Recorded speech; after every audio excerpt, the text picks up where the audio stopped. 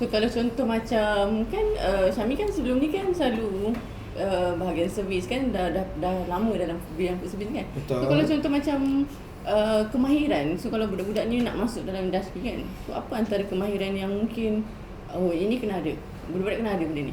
Okey, apabila kita cakap pasal kemahiran, bagi saya kemahiran ni dia besar. So kita tak perlu ada satu kemahiran yang kita tetapkan untuk pelajar tu ataupun pekerja tu sendiri. So bagi saya cukup dia boleh berkomunikasi dengan baik ataupun dia boleh bekerja dalam tekanan sendiri. Betul. Dan dia boleh bekerja di dalam kumpulan.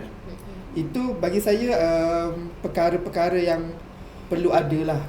Tapi jangan risau, kalau lah pelajar ataupun pekerja tu dia tak ada skill tu, kita boleh didik dia, kita boleh ajar dia. So dari situ kita boleh didik dia untuk dia lebih berpengetahuan dan boleh menjadi pekerja.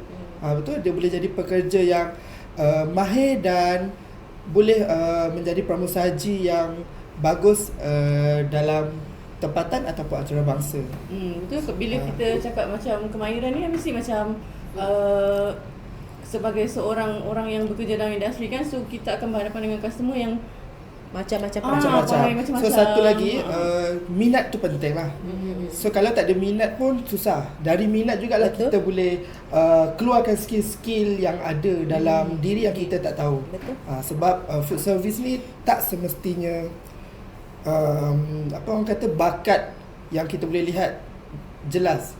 At least dia datang dengan minat, kita ajar sikit, lama-lama dia boleh keluarkan sendirilah skill tu.